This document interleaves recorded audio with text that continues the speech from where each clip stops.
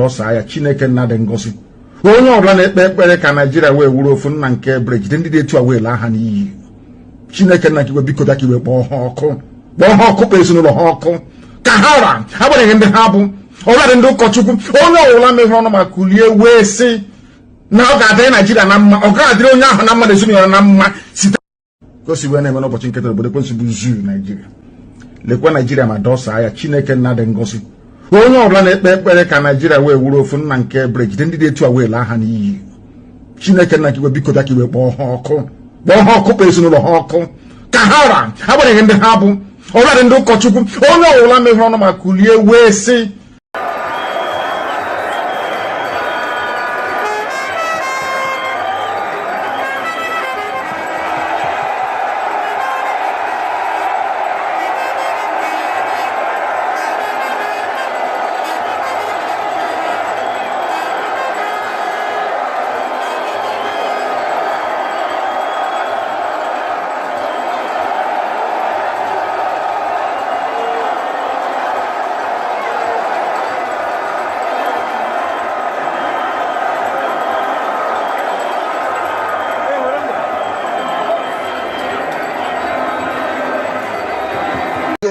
if we abandon Chukwukika Biama in truth and honesty, please goodbye to Biafra.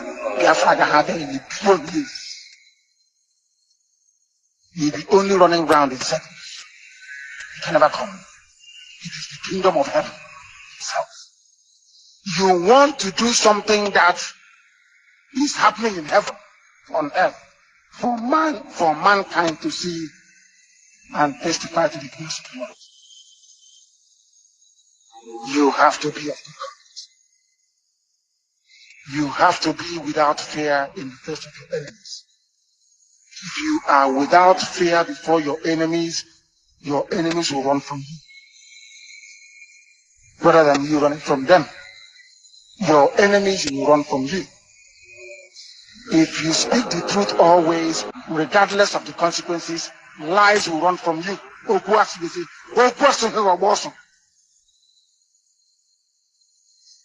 You must protect those who cannot protect themselves, not to steal from them. I repeat, it is your job as a child of heaven, IPOB family member, to protect those who cannot protect themselves. That is your job. Not to kidnap them, not to rob them. You must be of good conduct that Chiku Okike Abia left. If these conditions are not in place, Biafra will not come. And Broku Lakananti, Biafra Gahabia. Ana Akatiana, Ana Agotiano, going to a native doctor, Dibianyanzu cannot save you. If you want Biafra, and I am making an audition, it doesn't work. We don't believe in that rubbish. Chukwukika is our shield and our guide. We don't commune with darkness. I am warning all 17 commanders, all our commanders, we don't commune with the devil. We don't do audition. We believe in the protection that Chukwukika can offer.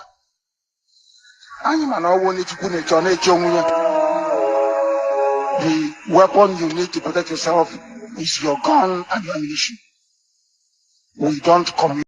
And all of you, 200 million idiots, complete morons, you are there. You're looking sheepishly like a bunch of white. In fact, a hyena is better than all of you. Why do I even can I manage my makeup? If I want to interact, that is why I don't go to parties. I don't do anything because the way we reason is laughable. If I want to interact with true Africans, I go to wildlife safari park. At least if I see a zebra, a chimpanzee, those are our true Africans. We can mingle together. Maybe I can understand them better. Because at least if they see danger, they can run. All of you, you see danger and you keep embracing it. Keep embracing it. Look at Imo State. How many people in Imo State? Over 5 million. Somebody came forth in an election. They pushed him to number 1. Everybody's just like this. Even some bishops want to go and congratulate him. Some people said, hey, don't touch him. Oh. He's our man. Hey, let's move him forward. These are black people. Very backward.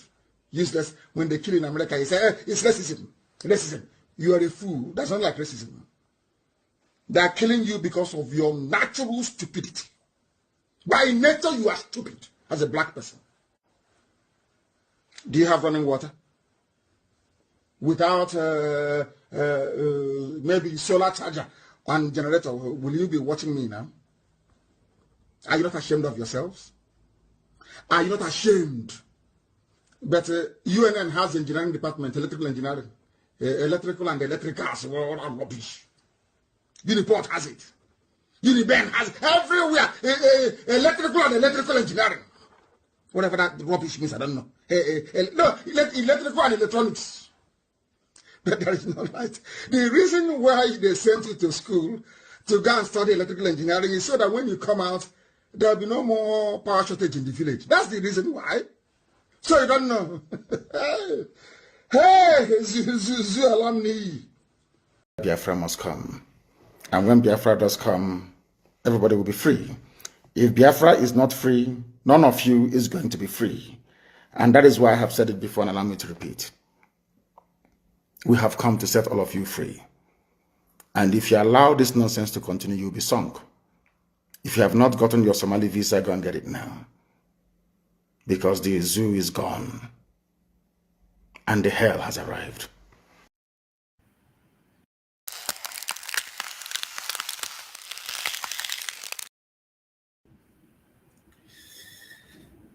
Yes.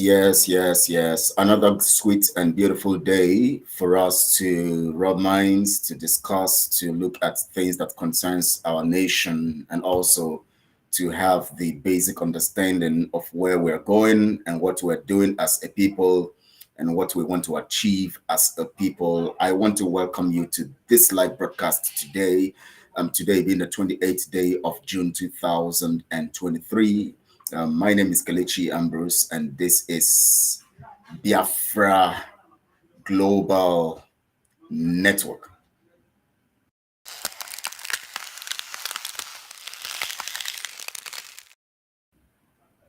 Yes, it's good to host you. It's an opportunity for me to host you today again and to discuss further on the narrative of yesterday as we continue. Thank you so much, Comrade Okechukwu Biafra. Thank you for, my comrade is here. Also, other comrades, Aminwa is here. Comrade Aminwa, third comrade Biafra Pride. I can see you also. Good evening, sir. Good evening to you, my brother, too. Aminwa is here. Also, of course, we have Ego here. Also, well done, brother. Thank you, Ego. One of our soldiers, too. Edith Nadu is here also. I appreciate you. Good to have you. Thank you all for coming. Today we're going to be navigating this thought process of having fundamental understanding of our nation, at the same time fundamental understanding of how we are going to do what we have to do and why we're doing what we're doing. Very, very important for us to look at these details. Yesterday we began with the structure of transparency and all of that, and today is the part 2 or the second edition of that teaching. I want to thank you all, those who are connecting. Our comrades are connecting on all social media platforms, so you can watch on Mark Ives platform, you can watch on Biafra Warriors and Fighters platform, you can watch on Jaffe Boys platform, you can watch on Biafra Pride platform, you can also watch on you can watch on Harry Ambrose on page on Harry Ambrose profile on Facebook, yes, and also the official Harry Ambrose Official. Also, you can watch on Biafra Global Network page on Facebook also, and of course other places. Maybe some people just share from that angle, so you can look through your friends and find those who are sharing this and working with us here, because our focus is to have a network of transparency and accountability. And that networking process is in making sure that the chain of truth and the chain of right information goes according to the dictates and the line, and that is not breakable. It's permeable in the sense that it enters and goes into any place we want it to go. We want truth to go all around the place and every aspect of the nations of the world, and at the same time being able to educate people all over the nations of the world and pass the message and gospel of truth to people wherever they are found, wherever they are. Yesterday was powerful. We had a very powerful session. If you have not listened to yesterday's broadcast, just go to Biafra Global Network platform on YouTube or any of the places, any other place, like we have Glitch Chambers on Twitter. You can check there also. People are sharing also. You can check all those platforms. You're going to get information about yesterday's teaching. Then you can understand today better. Yesterday, I played a particular video that gives us a very vivid narrative of Nigeria and how it is designed. And today we shall be looking at that also again and going further into those details. I want to assure you that today also it will be loaded, will be very informative, and at the same time the line is open for anyone who wants to call in, because I know our people who want to call in, they want to speak and all of that. In many ways, but before we go on, I want to let you people know that there are so many things happening in our land that has to do with security, and this is calling for real attention. And I wanted you guys to know that it is in our hands as Biafrans to make sure that everything that concerns our security is solved and resolved. And that would only come when you begin to expose the evils around us, those ones who are partaking of evil. Now, you see, Adazion is here. Good evening, Brother Kelechi. Thank you so much, man. Thank you for joining. I appreciate you for joining. Always here, even at work, she'll join. She's here. Thank you so much. I want every Biafran to know that the reason why I always want to calm down to speak so that I'll be able to communicate. I don't want to scream so that you can understand what I'm saying.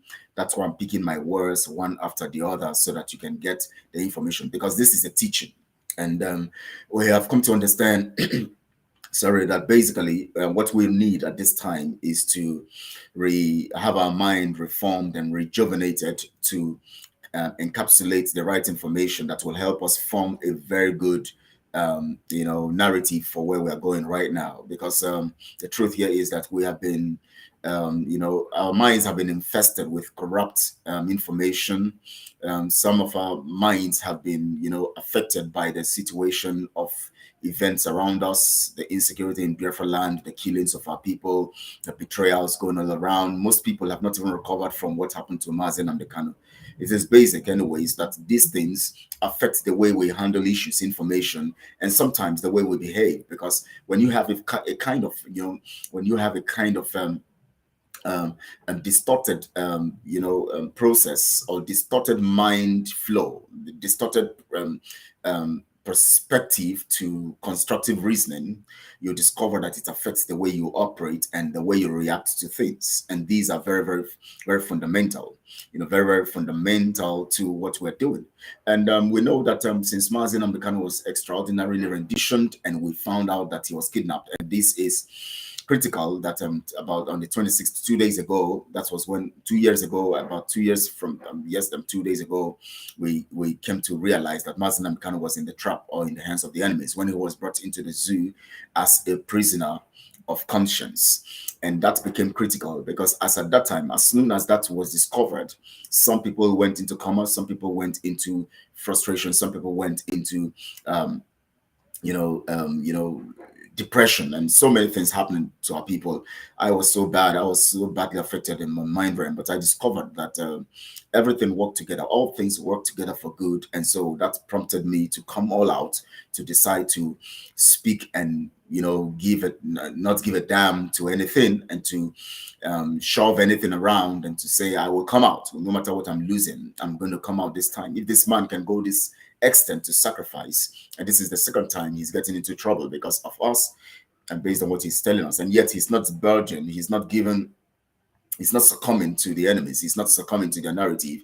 They offer him everything, they give him everything, and he says no to anything. He wants to hold on to truth and justice. If someone like that can hold on to truth and justice, then also I can stand up for truth and justice and hold on his behalf and become a watcher on his behalf, because what God has given to him is meant for everyone who is of truth and who is part of that program to run with. That is why Habakkuk 2:2 says that write the vision and make them plain, that they may run with them, run with it, that know about it or that come across it. And it is basic here because at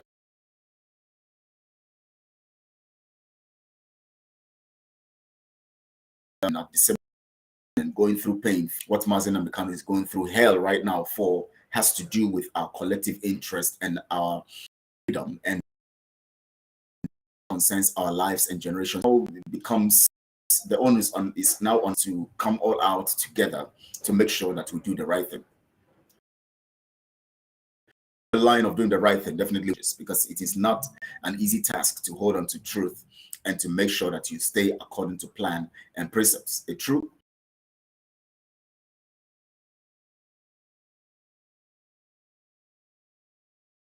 is someone. I love this definition of hardcore by Aminwa. Aminwa, I like that definition. Thank you for that particular definition. You've given us a perspective to definitions to being a hardcore. Anyone who is ready to bring Biafra enemies down. And it is what that simply means is that anyone who is ready to stand for the truth. That's what it is. Only by standing for the truth that you can bring the enemies of Biafra down.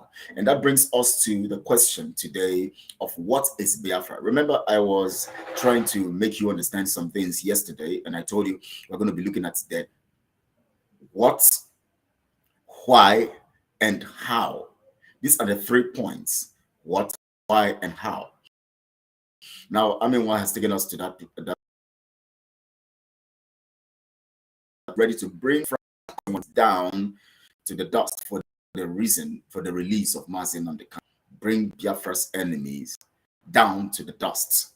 This statement from Aminwa is very loaded, because if I want to go into that analysis, it's going to take time. But maybe along the line, I can go around. She talked about there are some basic words here: hardcore, and then we talk about bringing down. Bring down, and then talk about Biafra, and then you talk about enemies, and then you talk about dust, and then you talk about the reason for this, that is release of Mazen Amekano. And of course, release of Mazen Amekano is the restoration of Biafra. It's the same. It's tantamount to that. It's tantamount to the freedom of Biafra. And of course, the epitome of it all is that Mazen Amekano is a cynosure, or is the cynosure to Biafra, because he represents the heartbeat of Biafra, represents the conscience of Biafra, and all of those details. Now, Ego says, a true compassionate heart, always standing on with the truth. Thank you. Yes, a compassionate heart, and that is the heart of Mazen Amekano. A true compassionate heart. It doesn't waver in spite of whatever comes his way, or whatever comes its way. A heart of truth doesn't waver no matter what comes its way. It stands critically and firmly on the truth. And these are the kinds of people. That was why Mazen Amekano was talking about 100 men, because out of 120 million people, have you ever asked yourself this question? How can Mazen Amekano be asking of just 100 people in the midst of 120 million people? It sounds ridiculous, doesn't it? It sounds ludicrous. How can you be asking for just 100 out of the whole sum? Not even up to 1%, 0.1, all of that, and 0.000000, like that. And yet, you begin to wonder at that. Why 100? Now, let me tell you something. It takes courage to stand for the truth. And not everybody is ready to sacrifice for such thing as the freedom of a people. And that is why if you see when God works with human beings, he always make a selection of a few to carry out the program of redemption. When he came to the time of Noah, he chose Noah. He didn't call a nation, a group of people, but in Noah were nations. When it came to the time of Moses, he called Moses. He didn't bring all the elders in Israel and give them the mandates. No, he called Moses. Moses would have to go and impart them. And Moses would have to go and impact them, and then when it came to the time of Joshua, he called Joshua and told Joshua, "Be strong and of good courage. This book of the law will not depart of your mouth from your mouth, but thou shalt meditate." Now he begins to give them the word to take to the people. There is someone who is called, and that person would have to recruit few people whose mindset will be refined by that word and taken to them, so that they can go to people and bring about what Chukwokike wants to do in their lives. Now that brings me again to the concept of dedication. Mazin, I'm trying to say, just like what one thing that what Ego is saying here, true compassionate heart. Now I want to let you know something. No true freedom fighter. Let me tell you, I want to give you this secret for those people who would really want this, and you can use it as a means of assessing and measuring yourself, measuring yourself. Yes, let me say yourself, or your reasoning, to know if you fit into this. No true freedom fighter can be lacking compassion. Get this again. No true freedom fighter lacks compassion. Now, do you know that Scripture tells us that Christ was full of compassion? The only time you find people, the only time you can identify people who are true to the cause of humanity, check it out, it is always those who are compassionate. Those who feel very uncomfortable when people are going through hell, when something bad is going on with people. Compassion is the major feature that expresses love. That is why God does not give the gift of healing to people who are not compassionate. And when I talk about the gift of healing, it's not until somebody lays hands on your head and say, "Be healed in Jesus' name." No, the gift of healing, there is something that healing does to a nation. The word healing is broad spectrum. It's a household name that covers so many dimensions of operation of operation in the human existence. Healing talks about being restored from a particular fault. Let me give you that simple definition. Being restored from a particular fault. Now, what was the fault, or what is the fault? The fault here is that there was a store, and then it was distorted, and then it has to be restored. Distorted in quote, and then restored. So when you see a prefix of before a word, it simply means that that word actually had an original form before it was now deformed. And then when it became deformed, it was now reformed by redesign. And just like when you talk about new, something is new, then at a point it gets old, and then it is now renewed. Something is vive. That means it is lively, and then it is now devived, and then it's now revived. Something is stored, but later it was displaced or something, and then it is now restored. So compassion is the only basis through which we can measure love, the extent love can go. That was why Jesus could walk in the midst of the deaf, the blind, the leprous people, and the madman. That was the name of that place now where he was. Compassionate people have the heart to even stand in the midst of people who are looking ugly, terrible, dirty, and leprous, and looking not kept. And they could mingle. That was why you see somebody like what's the name of this lady now, and why she was now disliked by the by the, what do you call it now, Buckingham Palace. What's the name of that lady that died in 1997 July? Someone can remind me now. The mother of Prince Harry. Someone can remind me that now. I don't know. Yeah, Prince Harry and Prince, and all of that. And some of you can remember. You follow those news very well. It was Diana, Lady Diana. Now, she was someone who began to mingle with, you can imagine that the Buckingham Palace, if you watch the Queen, she always puts on gloves and she mind the people she shakes. But Diana came and began to mingle. She could embrace Princess Diana. Yeah, thank you so much. She could embrace people. That heart of compassion helps you to extend a side of you that is powerful. And that side of you that's powerful is love.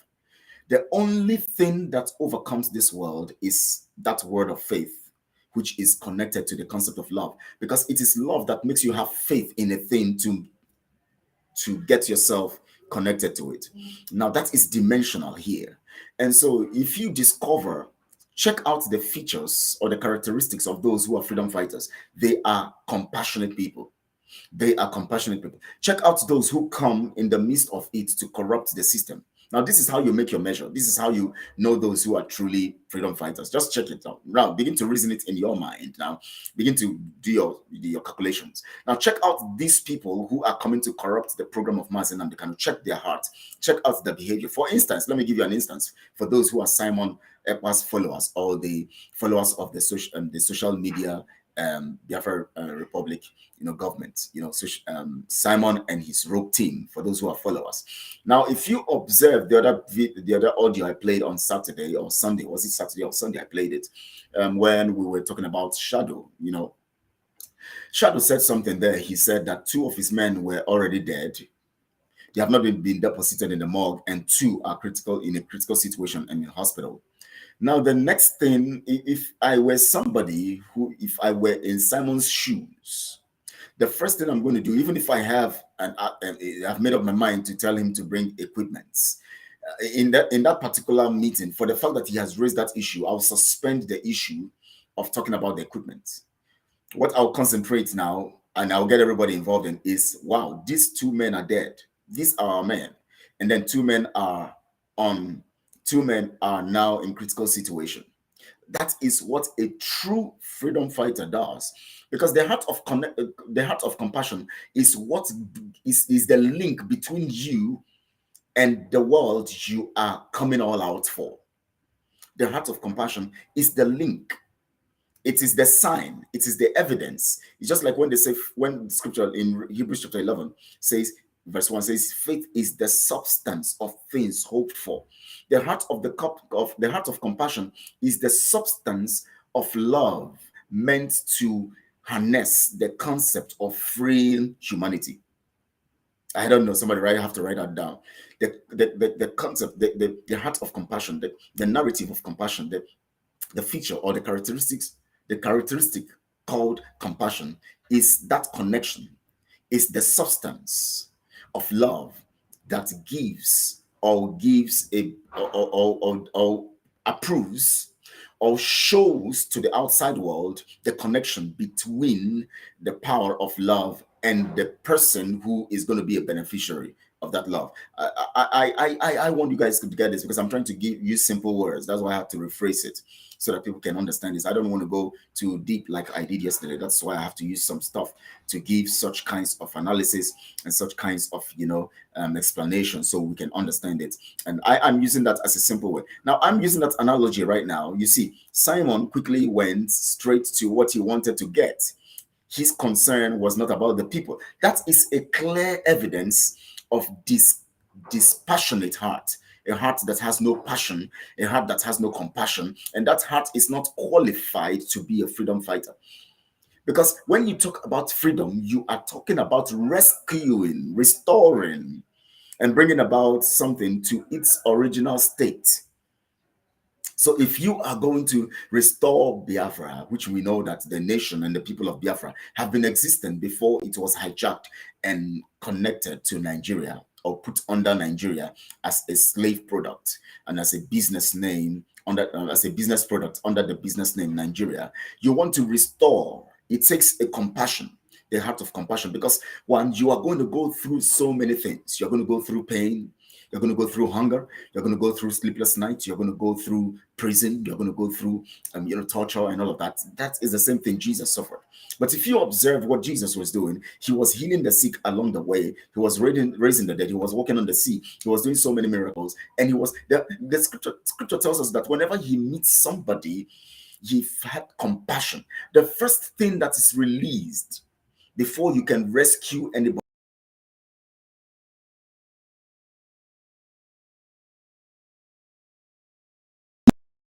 it's permeable. It can enter the hardest rock.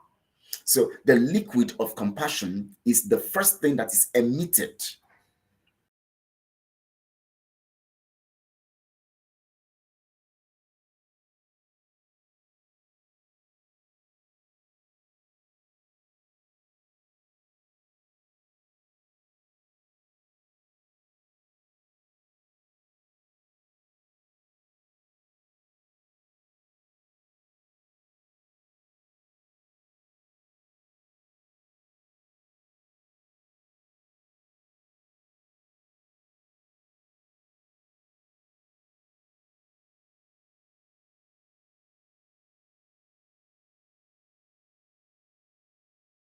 My network has begun again. My network, please help me, Lord. Help me, Lord. Today I don't want to have problems with network issues. Oh my, I want to concentrate and all that. Edith says that, okay, I see it, and praises that, bringing,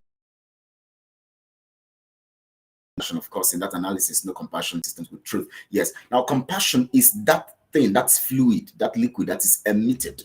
Now, the reason why we have to use liquid is because liquid has a way of penetrating anything. In spite of whatever it is, it penetrates. Just put it down, it penetrates. It has a way of penetrating. Now, when that liquid gets connected to the concept of truth, it can even penetrate rocks.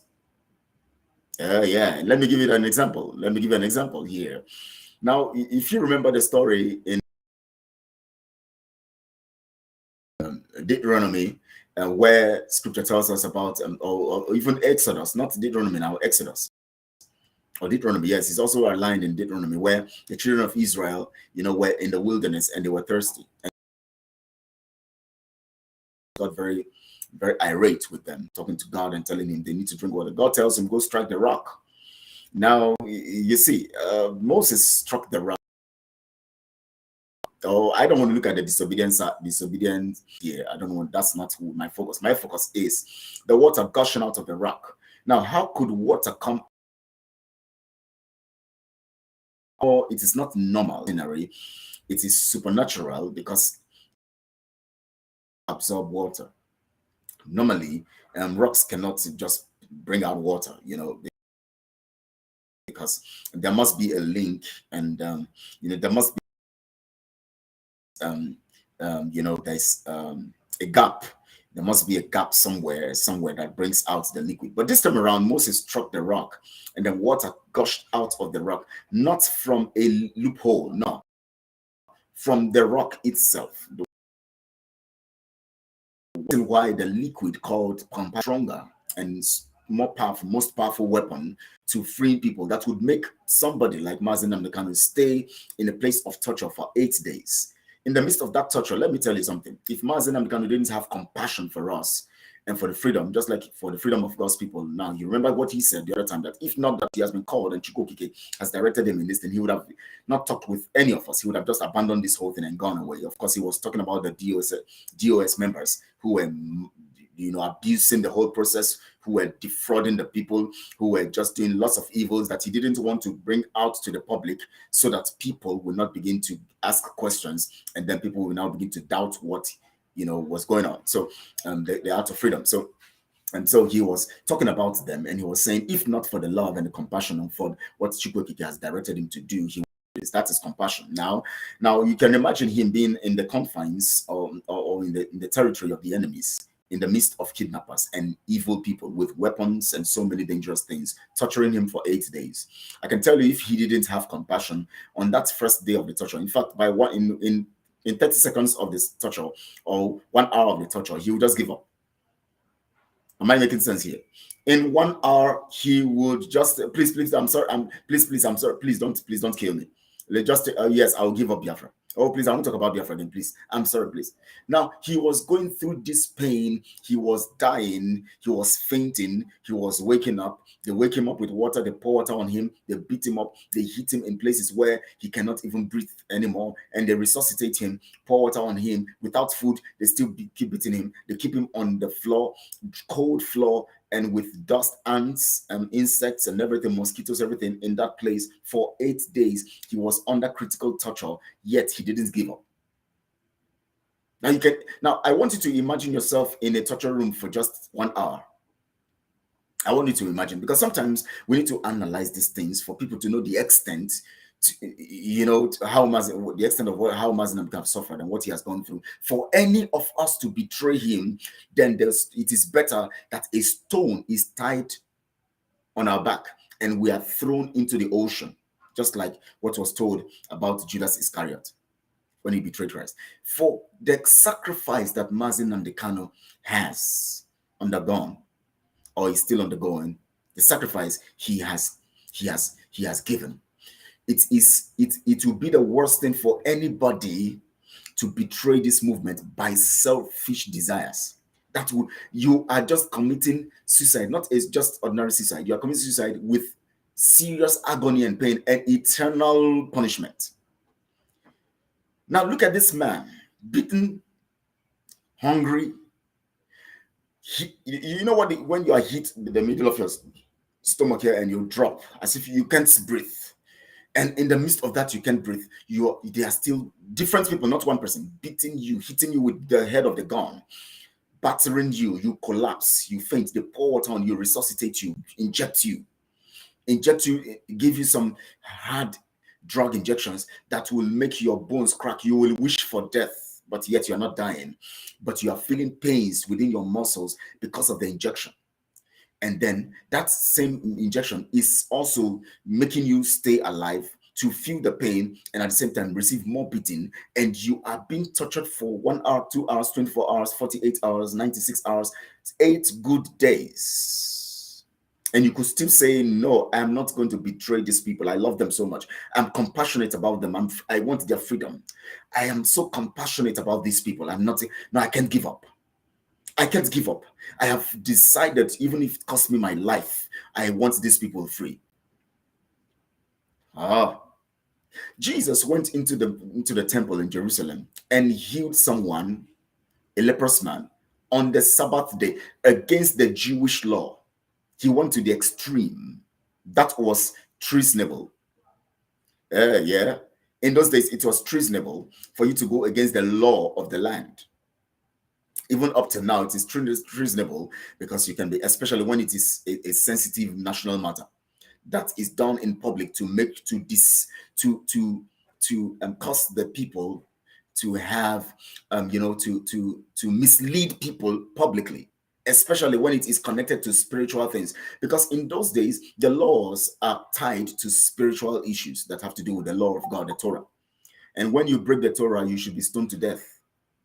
Jesus took that risk because he wanted to save a leprous man, the same way Mazi Nnamdi Kanu. Greetings, Comrade Kalichi, and every genuine Biafrans listening. Thank you so much, Conan View Media. Thank you.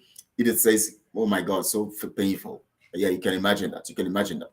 Now think of it. Just think of it. I want you guys to think of it, because we need to have these kinds of teachings. Sometimes we have to get ourselves away from the regular narratives of what is happening, of our, gossips and all of that, and begin to tell ourselves the truth so that we can have the right mindset to face our freedom and do the right thing and get ourselves free. The reason why we're not free yet is because there's something we don't know that is keeping us in the dark. And that is why I have this narrative that I composed. What you know is your limitation, but what you can learn is your increase factor. And that's the fact. What you know is your limitation. If you can write it down, so it can govern what you do every day. So that anytime you learn something new, you just find out that what you have learned new is not compared to what you can learn. So whatever you learn new brings you to limits you at that point. So at that point of knowledge, you need to learn something new that takes you up again to another level of knowledge, which of course takes you to another level of knowledge and takes you to another level of knowledge until life ends. So which means we must keep learning and relearning and relearning. And of course, we discuss some other information along the line of learning. We begin to discover that some things are irrelevant and some things are needed for further progress in our life's mission. Oh my God, I wanted to go straight to that video today, but I've been talking in this line, but it's part of it anyways, because we want to look at what Biafra is.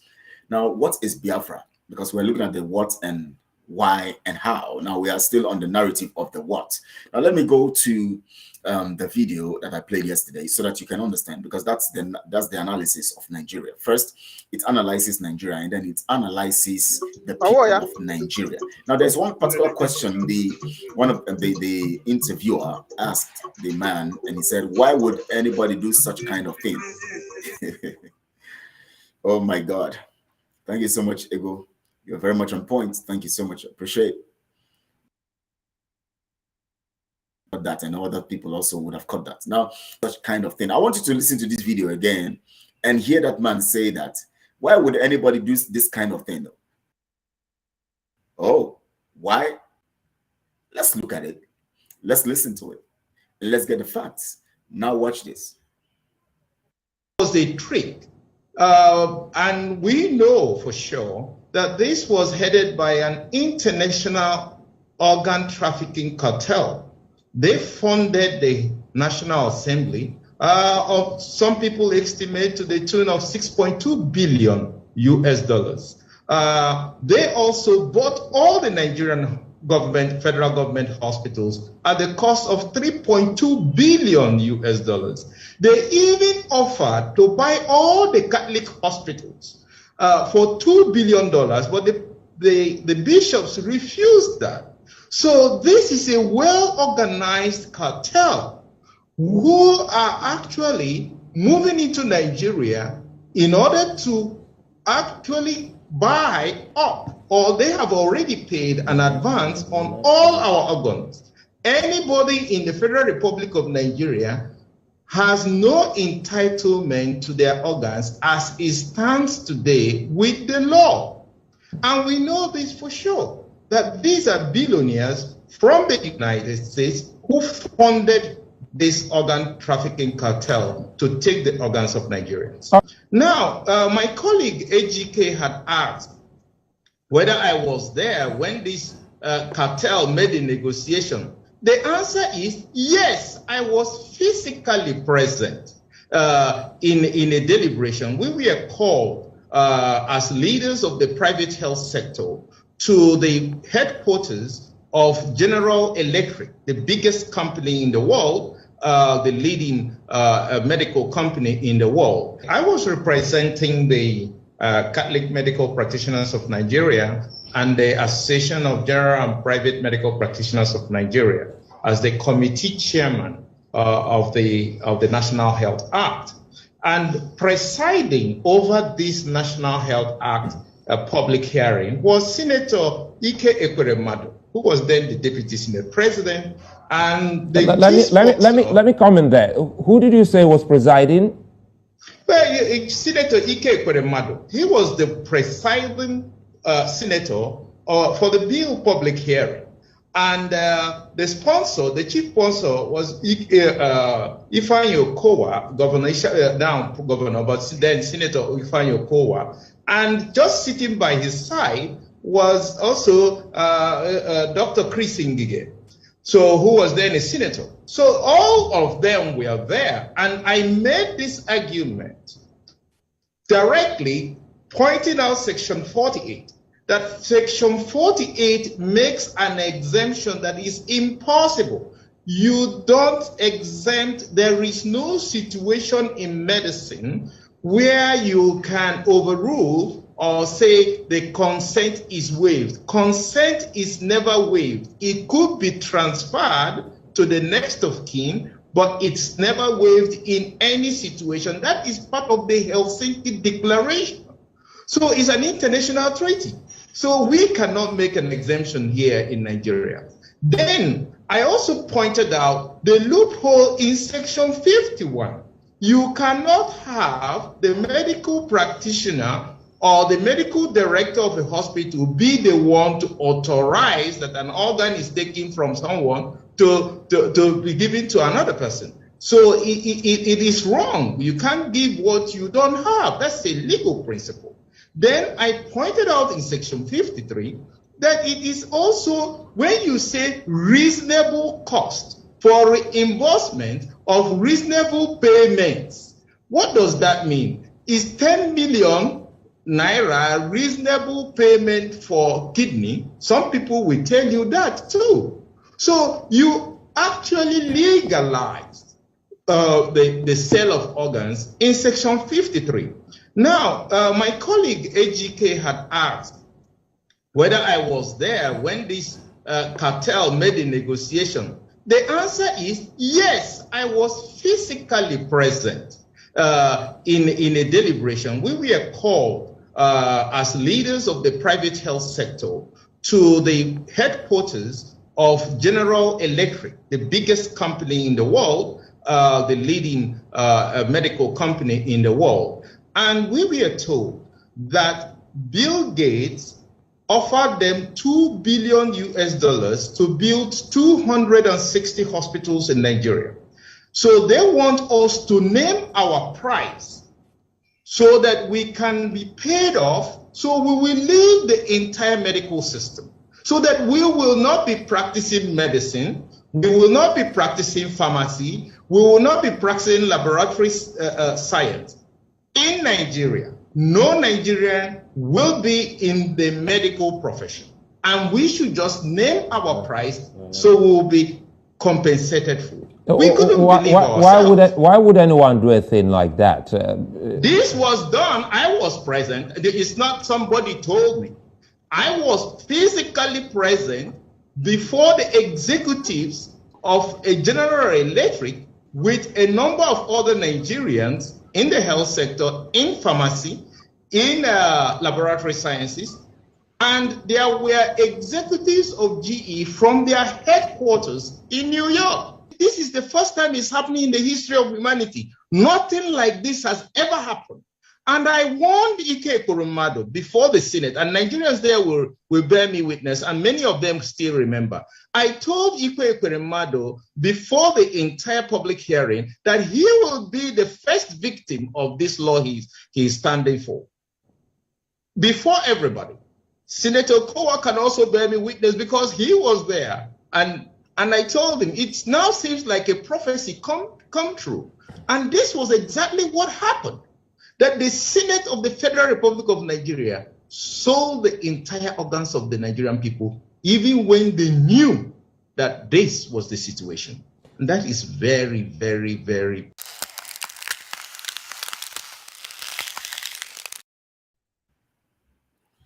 Welcome back. Now, I want to, before I go say anything I want to say here, you know, sometimes we, as we always say, sometimes you don't know how our people reason. Now, here is a video that tells you of a law that is still potent and of which the Nigeria people are still subject.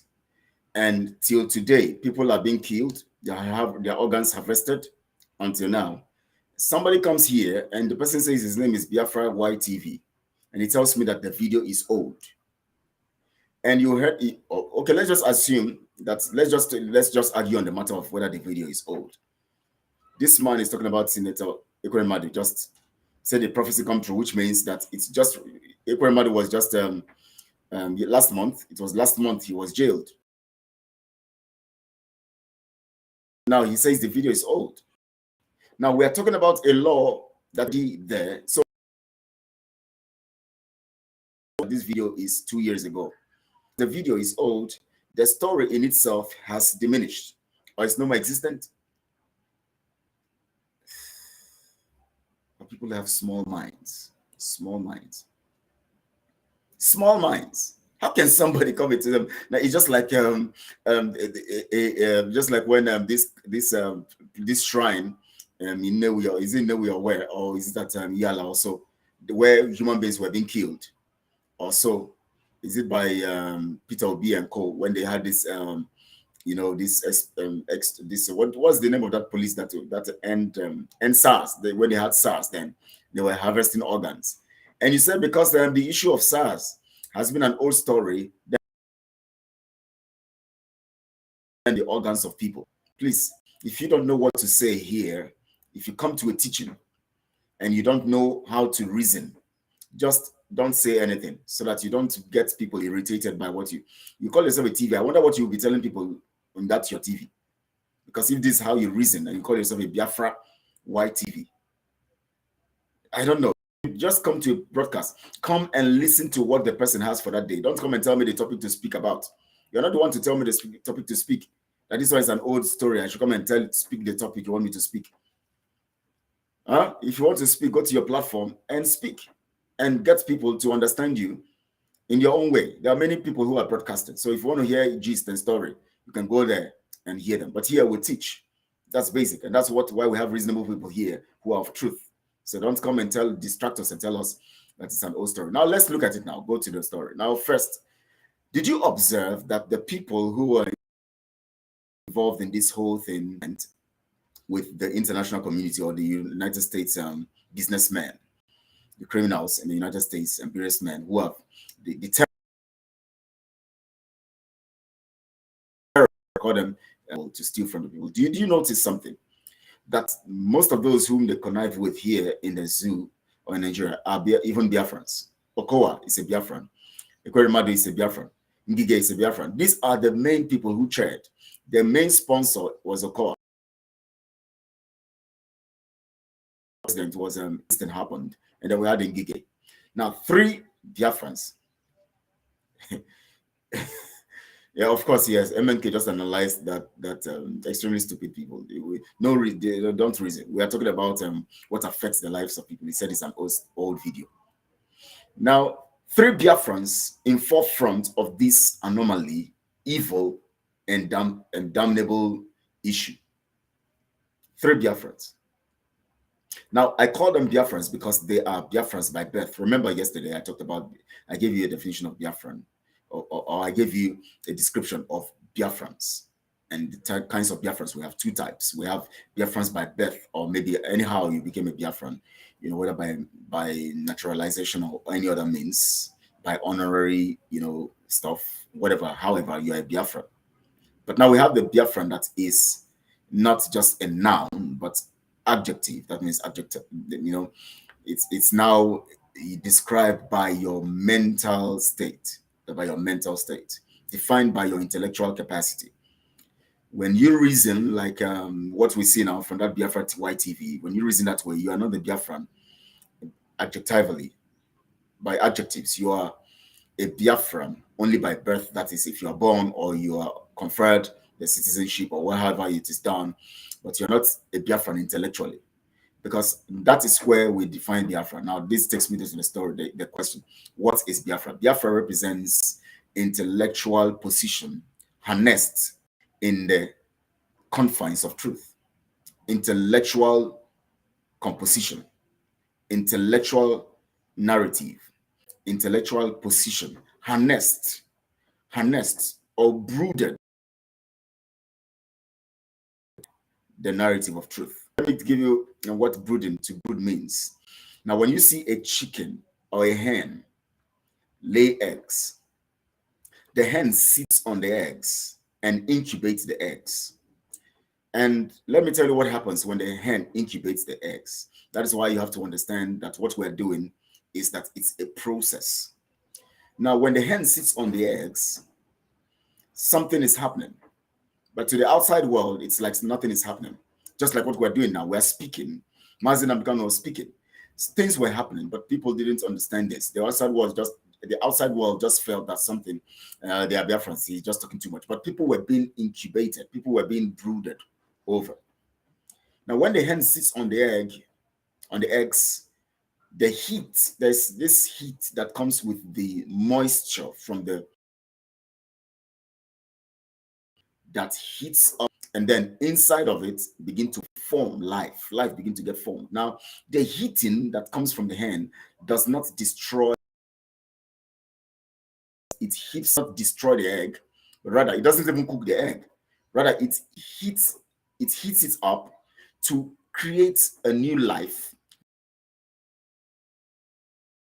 Now, at a point that now you see 2 things that's happening here: the water and the heat.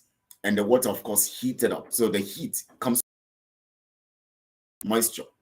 That moisture what incubates the egg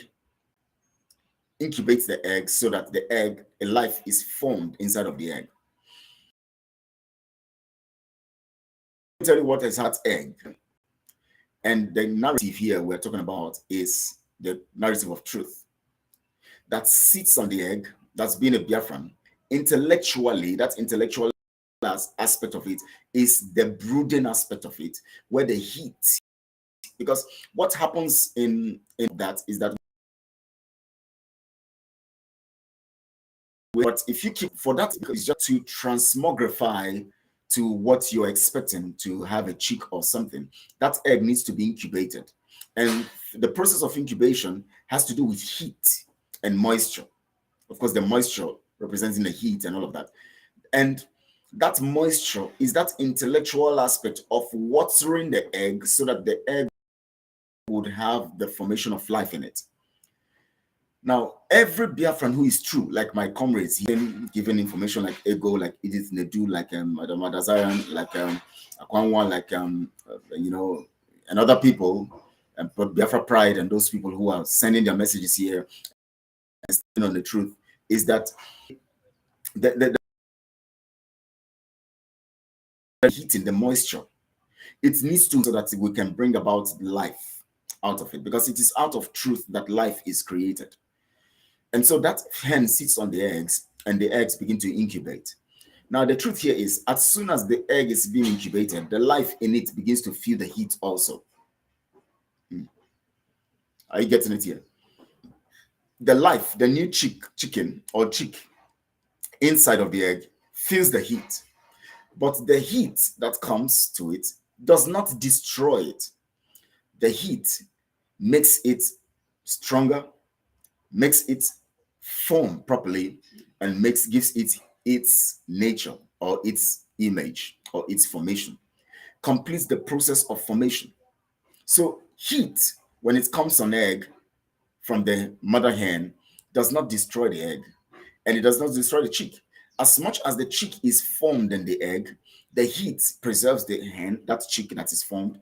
The heat matures that chick that is formed. The heat seems like, for something else, somebody would think that that heat is destructive. But for that chick that is growing within the egg, it is a life process. So when truth like this begin to come out, it might sound very uncomfortable. It might feel like the heat that is coming. But of course, it is processing the minds of the people. So what we speak here, what we do here, is that we are sending that intellectual truth as the heating that comes upon the egg. So Biafra being that egg, every one of us are receiving this information and receiving this heating. It's not easy to become conformed to the heat. It is not easy to adapt to the heat, but the heat is meant for progress. It's meant to make us better. That's why when Mazen and Mekano began to speak, we come to the point where we all now became very, very knowledgeable about this whole thing. And then we began to make our further researches, and then we begin to form the opinion. That brings us to the point of maturity. So in the context of maturity, you need intellectual knowledge to harness the components of your mind, and engage the components of your mind, your heart, and all of that, so that you can now begin to have the right information that will mature you in what you're doing. Today we are speaking. You know why? Because we have become mature in our heart based on the heating that comes from the brooding of the egg. Mazin American sat on all of us and brooded over us. So when you talk about brooding, you're talking about sitting on the eggs and incubating the eggs so that the chick can be formed. That's what it means. Now I'm going to play this particular stuff that explains people's minds, and I want to play it because I like playing it so people can understand. Now listen to this again. None of you, 200 million idiots, complete morons. You are there. You looking sheepishly like a bunch of white. In fact, a hyena is better than all of you. Why do I even? Can you manage my makeup? If I want to interact, that is why I don't go to parties. I don't do anything, because the way we reason is laughable.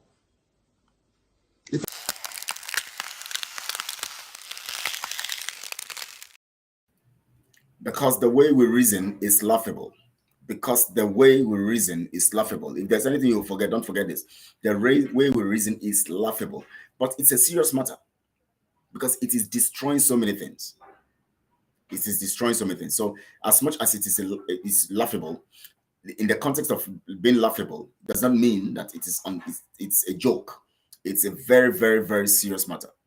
And we have to solve that matter. We have to solve this problem. Honestly, when I see some attitude and actions of some people in this whole constant narrative of freedom, I begin to wonder what is really happening. The way our people reasoning, as Mazen American said, is laughable, but it is a very serious matter, and that is why it has to be cured and solved. Now, let's go further. Now, if you observe that Ekweremadu, Soludo, and Ngige were the ones who fronted that the organs of the people under the contraption called Nigeria should be sold. Now, I'm going to play a particular, it just came into my mind now, I'm going to play a particular audio where this man was speaking.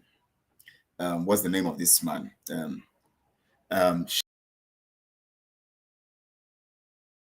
You know, I'm going to write out to you. Now, you will now come to understand why these Fulanese and the British always front Biafrans to spearhead things that disaster or destruction to the people under the name Nigeria.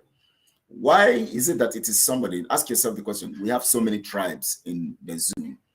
Why is it that it is Ngige? Let me pronounce it well. Let me go English.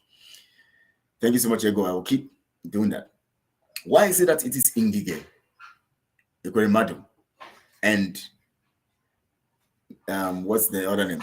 Okowa, Ifeanyi Okowa, that were the people who were pushed to go and talk about the sales of the organs of the people. When it comes to oil business, when it comes to any other business, the Fulanis will sit there and the Yorubas will sit there, or the Middle Beltons will sit there, as they are called. But when it comes to things like selling, betrayal, selling the people, selling the organs, making them more subjective to Nigeria, it becomes an issue of a Biafran. Why are Biafrans always fronted when it comes to making money from corruption, from evil, from carrying out evil against the people? Why is it that Biafrans become the most important tribe when it comes to betrayal? Why are they always looked at as the ones to be fronted? Look at Anambra election. Soludo came up. He was one fronted to force the people to vote. Look at the 2023 election. What's his name now? Peter Obi comes, fronts on their behalf so that he would mobilize Biafrans to that vote, because they know that if they just position Tinubu, Shetima, and all these people without fronting a Biafran as a presidential candidate, Biafrans will not vote based on what has happened and based on the fact that Mazen Amikano is in jail. But they know that Biafrans also are weak-minded. Just give them what will attract them. That thing that they have been wishing to get, presidency, that they have not gotten. Just wave it in their face right now, and you see that they would ignore that saving grace.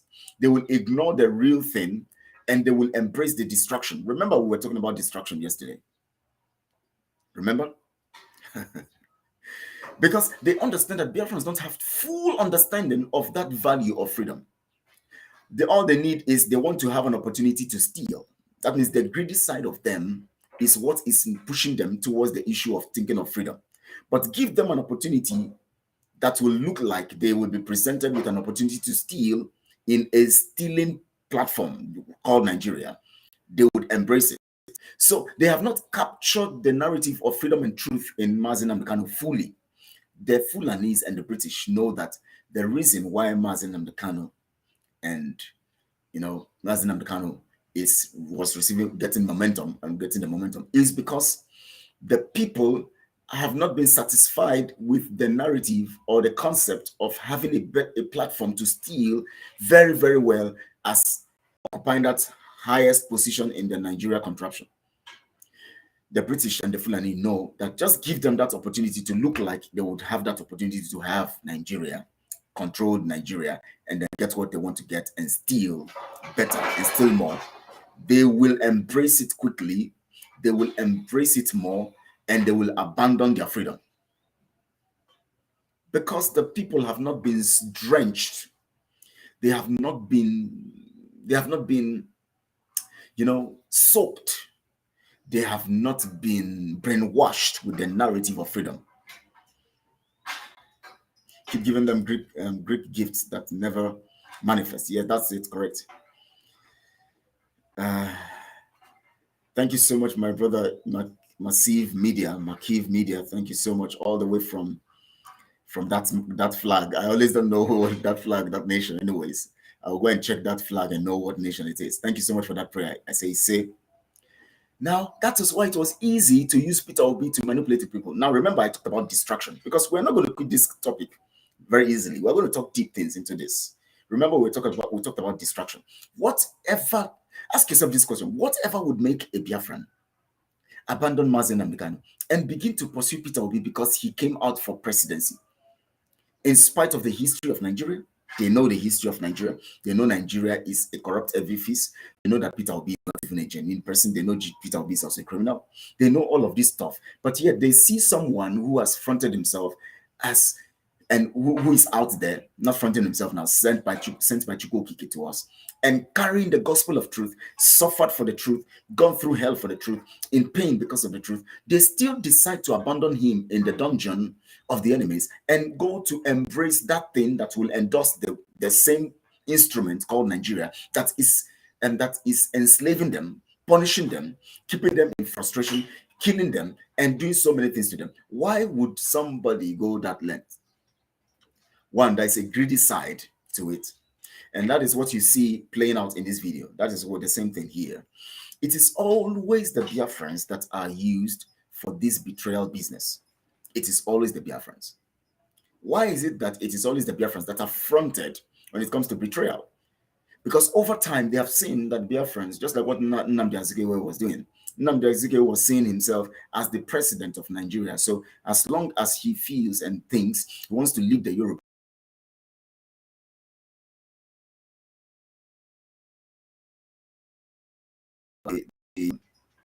the ethics, he wants to lead the Buaris, he wants to lead the Baggies, he wants to lead everybody in that system. So you to be like, oh, wow,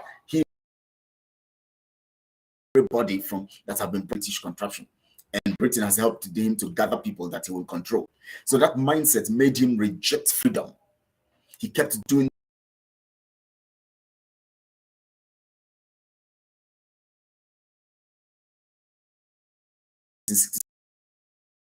the consequences. Everyone of consequences.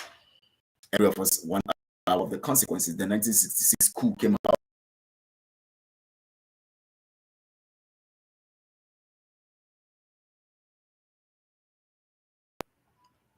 So you see, the 1967 genocide. The 1967 genocide became a product. The same way also, particular video I played.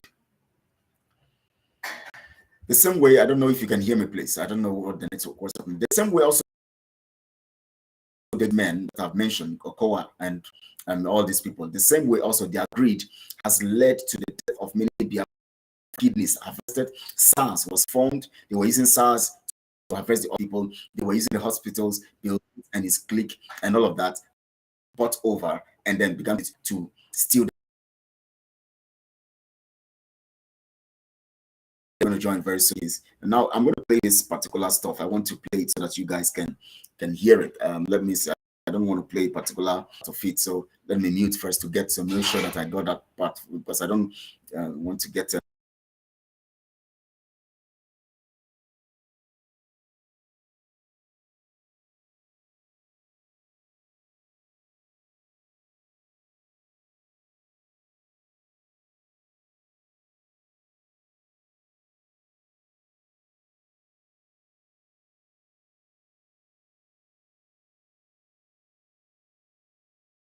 listen to this audio now. Listen to this audio very well. Listen to this audio very well. Audio conversation. Shetima, the vice president, and then other and the man he was speaking with. Now listen.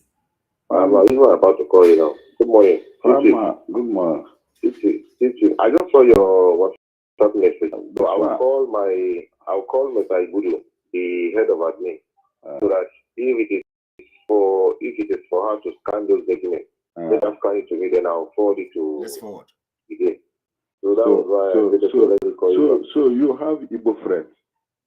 I have a lot of them now. You have a lot of them. Plenty safe. If I go to trade fair now, this is what did they call it? If I enter trade fair, I don't buy cosmetics now. Now that is the design me. I have a lot of them in Alabama too safe. But most of my friends are. You have them like this.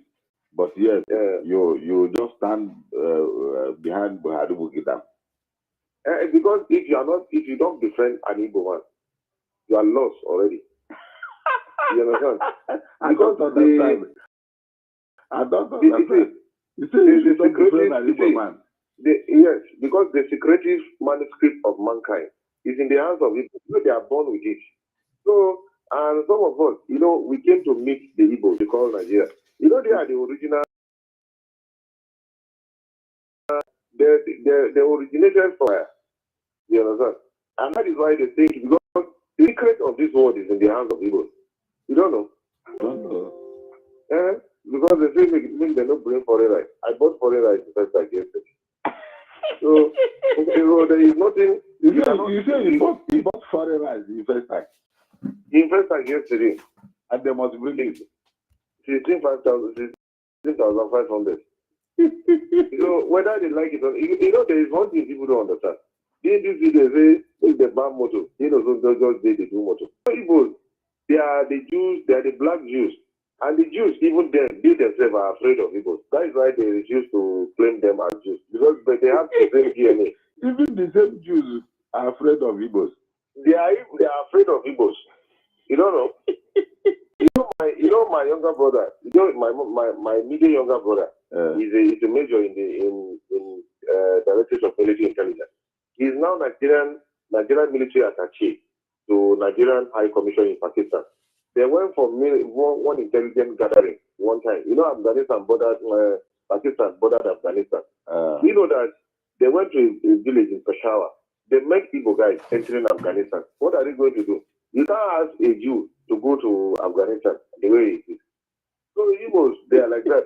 So the only thing is that when you befriend them, they will forget the little things you will need to know to survive. They will forget it to you. I'm working, the MD of my company is an Igbo man now from, what do you call it? He's than I am now. Now his son is the MD of my company. You understand? There was a time where we spent more than 2 years. He was still paying us salary, and we are not getting a contract. Is that not mystery? Is it? Is that than I am now. Is that not mystery? It's a mystery now. Paying salary. Paying salary, and you are not getting any contract. And he increased salary that period. You see? And nobody knows. There was a time even Board of Internal Revenue came to lock up.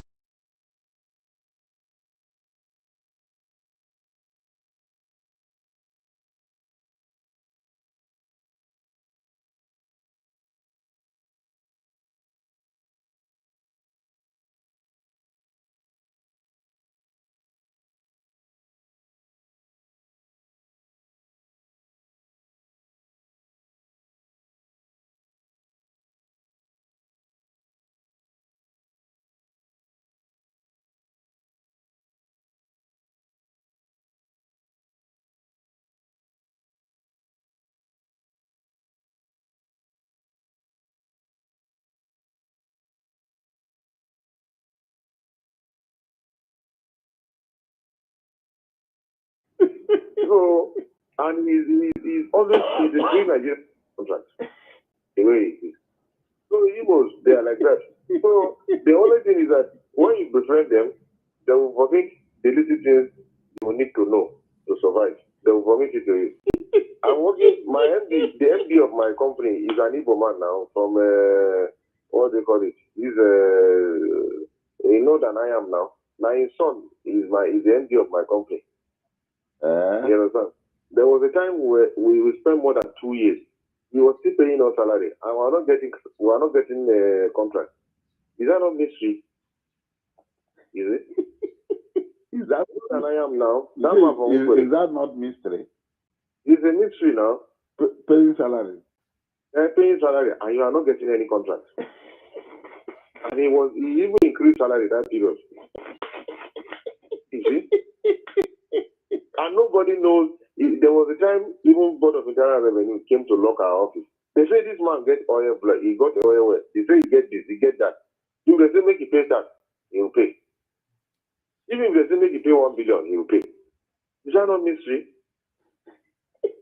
Is it? If there is anybody you fear on this earth, it's Igbos. I'm surprised. I'm surprised to be hearing this thing from you.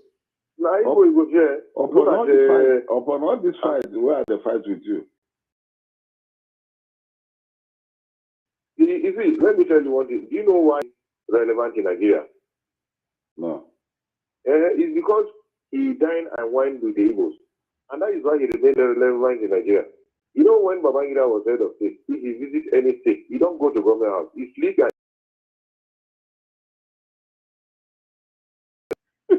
and he's always between Nigerians. Have you estimated an assassination attempt on Babangida before? After he left power? No, I've not. There is one thing people don't understand, and that is why Buhari is finding it difficult. He say dollar this, he say this. And the rate at which even people are bringing in things into Nigeria is even more than when our border is open. And so, who is pulling hope? That is the end of it. That is the Did you know that in my state now, the biggest rice farmers are Igbos? They don't push our people out of farms first. Now then they farm rice now in Niger State. Igbos. That is yeah, of course. Now then they farm rice now. Even rice now, then they buy local rice in the north. The Hausa man has money to buy local rice. And you know, that is why the other tribes hate Igbos. Because they don't know how they make their money. Didn't you see how they took over? Like what Adolf Hitler did to the Jews in Germany. So, after the First World War, before the Second World War, the whole Germans were paying tax to the Jews. Even government was paying tax to the Jews because they're taking over Germany. See? The Igbo guys, they are arrested in the airport with gold worth 1 billion. When you carry Igbo man, they dig gold for Biafra. Did the Hausa man know where they sell gold? Did the Hausa man know where they sell gold? But why are they relegating Igbo man? There's nothing we do. Every policy is targeted against Igbo man. See, let me tell you, the easiest way you can survive in Nigeria. Let me tell you, it is when you push an Igbo man, that is when you tend to survive. So when you push them, look at LG and Fuani. You know Fuani is not making money again. This man that owns LG is a distributor. Because LG now, if they are selling LG smart TV here in Fuani for 140,000, if you go to Alaba, it's 100,000. And nobody know where they are bringing it from.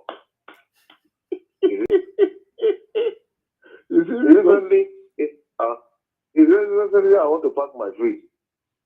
My old fridge. I went to Alaba, they did the carton for me in my present. Correct one, original carton first. You see? And you want this kind of people to go to Asoro? I will be in trouble. What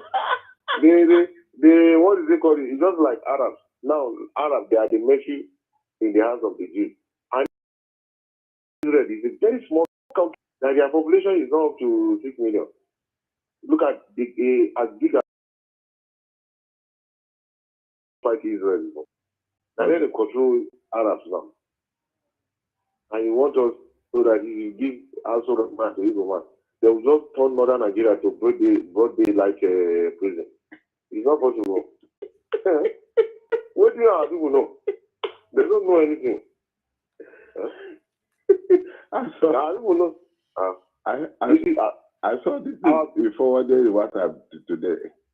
I saw what what's up today. Evil. You see, that was a mistake Buhari made when Buhari came in as president. Had he been he want Nigeria to move faster, I swear to God, he would have hold a town hall meeting in southeastern Nigeria. Tell the Igbo religious leaders, and tell them that they should support his government. You understand? They will know even anywhere dollar is, they will go and bring dollar to push his government. Say he don't want to do it, he don't want to have anything to do with people. Look at where we are today. It's not possible now. Because, you know, if you are talking about criminals in the world, America is the #1 criminal country in the world. Didn't you know that? Followed by Israel. Because it is the evil that will teach you the sense. They will tell you that this is what you are supposed to do to complete it. You know what I mean? So you know that that the Igbos are really pushed tight corner in Nigeria. That Igbos are just on the fringes of. We should not, you see, Chief, we should not lie to ourselves. If you are talking about the real sector of the economy, you know it is Igbos that shape the economy. You don't know. To Madilas now, you go to Alaba, you go to Ladipo, you go see person, just a young boy will count 50, 100,000.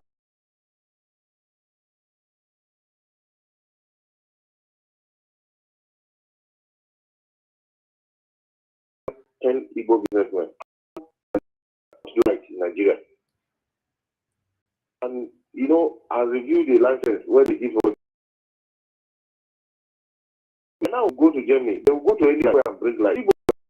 So then those importers of generator. See, we don't want generator in Nigeria. I think we need light.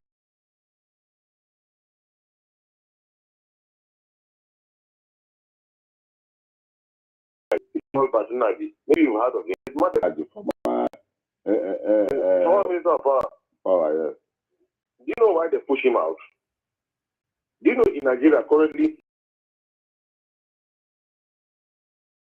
but close to you there, you know there is a place they call he has a company.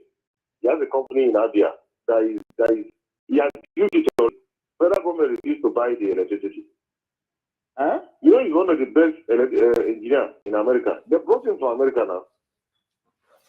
Batunaji. You don't know Batunaji? I know him now. Former Jonathan forced him to resign.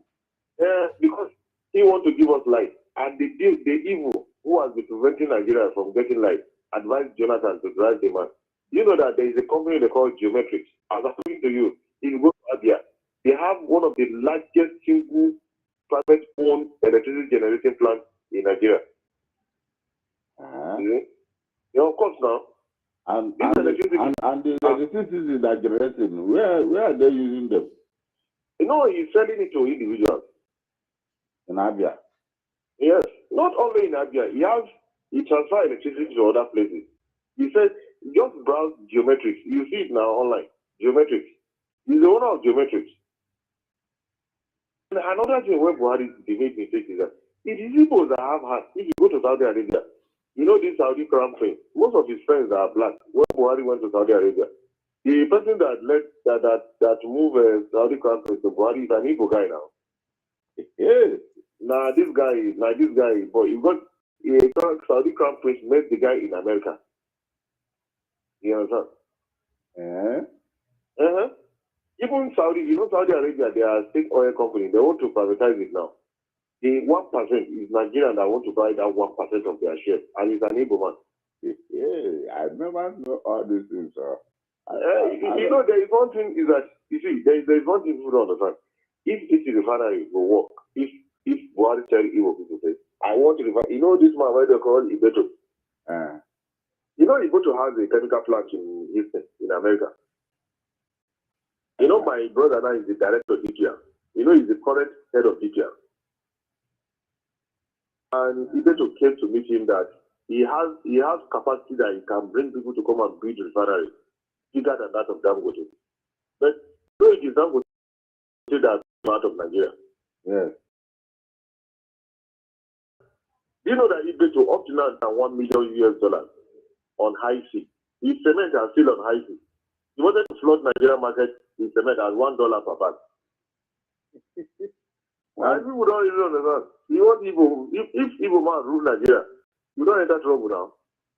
Northerners, Yoruba, the first people they even deal with are Yoruba. And that is why Yoruba would never open his eye and allow Igbo man to become president. It's not possible, sir. So you now know that Dangote is ripping us. Yeah, of course now. All the government cement companies, not being the seller to Benue Cement, Ashaka, and Sokoto Cement. Now you buy them now. Wow. I'm surprised that you know all these things. Yes, every day we are fighting on social media. You see, let me tell you, if Buhari can walk up today and pick like 5 Igbo people and say, I beg, please, I want you to support my government. Nigeria will change within a people of an eye. People will start shouting, where this man is? You know, he don't want to have anything to do with evil. And that is why his government is going down. So you know his government is going down? He's going down now. We're not moving forward. We're not moving forward. You see, we need to tell ourselves the truth. See, let me tell you, look at this Cosmos Maduka. You know Cosmos? Yes, we're back on this, and of course, you guys heard that. I'm not here to analyze that, anyways. But I just wanted to make you understand. One, what I want to bring out here is that the first thing is Nigeria cannot be good. It's not possible because Nigeria is not designed to succeed. 2, these people understand the strength of the Biafrans, or as they call it, the Igbos, because whenever they want to do anything, they say they are Igbos. Omo Iboni. Yorubas will say Omo Iboni. Hausas will say, what do you call them now? They call them Nyamini. The same, or Igbos. That's the narrative for Igbos. That means, that's for Biafrans anyways. And that is, they are trying to make you understand that they know who you are. The international community knows who you are. The world knows who you are. And so they will not give you what you want, because they know if they give you what you have or what you want and allow you to have your way, you would overwhelm them. And so all they need to do is to make sure they put you in a tight corner where you will struggle to even realize that you need to get what you have to get to free yourself from the shackles of this grip that you have found yourself in. And so that is why you see it now. You can see it from the description, from the analysis that man is given, that there is a grand plan to stop a Biafran. And so the only way you can stop them is to still make them know that they have what it takes, but give them something that is a substitute to give them that money that they need from what they have, what it takes to get. And so that substitute is criminalize the whole situation, make sure to bring them into the mainstream of the criminality of what Nigeria represents, and then give them opportunities to make for themselves what they could make for themselves, even more if they understand the value of their freedom. And so they bring them to that point where they now give them opportunities, like you see in that video I played, where an Igbo man, like what's the name of that man? Ifeanyi Okowa, Ngige, and of course this other man, and the former Senate president who is in jail now in the US. What's his name now? I've forgotten his name. Giving them opportunities to still make money. Now, if you listen to that video, you discover that it was told in that video that the Senate was given about $6-something billion to allow them, or to make them agree to pass that legislation for that criminality, the harvesting of the organs of people. The harvesting of the organs of people. Comrade Ken, you are no more in the studio. Please, if you can hear me, you can come in. I thought you were. You're here already, so please, I don't know if your network is moving you out and in, because I saw you coming in and out and all of that. So please, you can still come in again, click on it and come in. I think it's the network problem. Now, that is the situation. Now, the Igbo man, or the Biafran, is the center person for the sustenance of Nigeria as a criminal entity. Do you get that now from there? Now, you see this man giving you the narrative, telling you that they all know who an average Igbo man is or a Biafran. They make us understand that they understand our capacity, our strength, our grace. They understand that we can transform even the worst of situation. But because by nature, they are threatened by the survival of the race or the Biafrans from the even before independence, seeing the industriousness, the industrial capacity of the Igbo nation or the Biafra nation, and the ability to transform anything to wealth.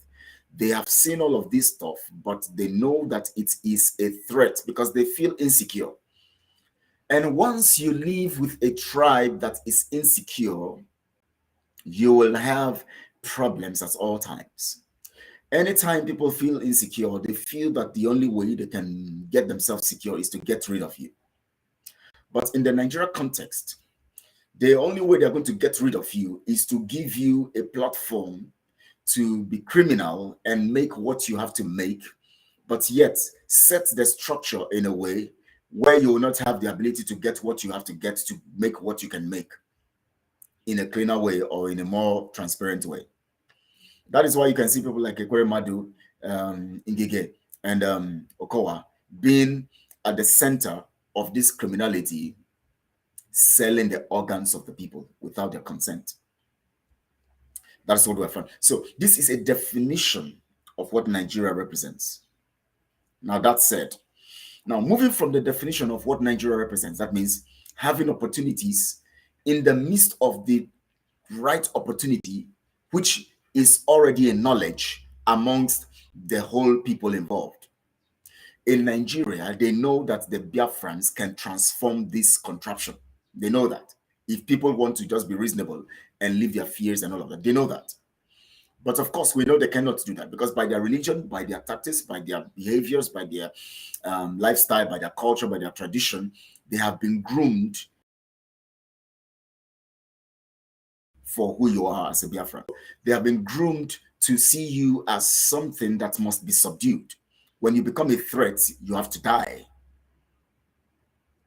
But for them to continue in that regard, because they know that they cannot just cut you off totally, because they need you to keep producing that wealth. And so if you will keep producing the wealth, they need to sustain you somehow to allow you live so that you can continue to produce that wealth, but letting you live in slavery.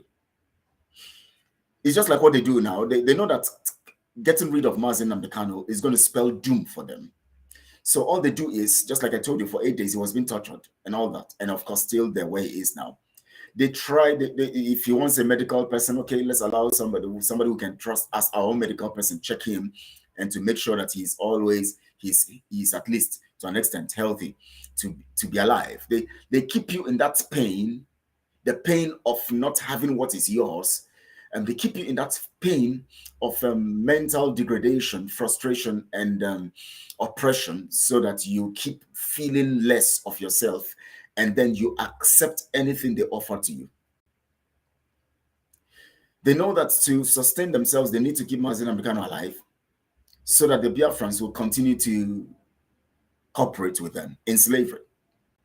And that is why people like Simon and others will capitalize on that, knowing that Mazi Nnamdi Kanu definitely is in the dungeon and wishing that he is dead, because Simon said that today is the 28th of June. He said today he's going to be launching the house in the Biafra house that he said he has acquired in the US. So waiting. It's not a topic for today. I'm just bringing it to your notice. I don't know if he has changed the date, but according to what he said initially, it's supposed to be today. So let's watch it. We are waiting. We want to see that flag in front of the house. We want to see the coat of arms up the house and at the right hand up top also, so that you hit that fact, their brother, to the detriment of the others, which still end up affecting them. That is it. Now, this narrative here, because people must understand what is going on. You see, it is not as if there can't be a remedy. There's no remedy within the context of Nigeria, because there's a tribe that has the solution to the economic situation of the whole contraption. But the restriction here is that you cannot live together because you don't have common interest. 2, you don't have common grounds based on culture and traditions. On this premise, you can never survive. In fact, it becomes the gifting of the abilities that are evident that could make things work out would now become very detrimental to every other person. It becomes very rather than it's like somebody who is very very hardworking themselves in a situation where they cannot be hardworking, and that situation is restricting them. They can do something evil to keep themselves to be hardworking. So they can get very busy, and that is contrary, especially, for instance, let's say someone who is easily angered, somebody who is temperamental, who is easily angered, that helps to anger in them and translating it in as a virtue for success, as a virtue to utilize a particular life and use it as a means of keeping on rugged in hard times and getting along to get results, utilizing it as a business or program. Anger will be translated to crime, evil, and even causing devastation. Now, this is the problem. Now, that for the contraption called Nigeria to be successful, the Igbos are the ones, or the Biafrans are the ones that will make it work. But there are restrictions that are above or that suppress the capacity or the capability of the Igbos or the aptitude of the Igbos. That those factors that suppress that are the factors of the difference in culture, tradition, religious grounds, and ideas. The narrative, what we believe in. We are two different kinds of people. So rather than the strength, the aptitude, the abilities, the gifts to be a blessing to the people, it will be destructive. The only way it can be a blessing is when there is a separation and each side can have their sovereignty. And then this one can bless this one and this one can bless the other one. And then it will be like a working agreement or a partnership or an alliance. That is the only way it can work. So that whenever there is, when you look at the alliance and the terms of the alliance, it guards your excesses so that you don't break the transaction or the agreement, and so that you can remain in that context of gaining from the other person. The best way to operate with the Oduduwa, Biafra, Hausas, and Fulanis is for them to be a transactional alliance.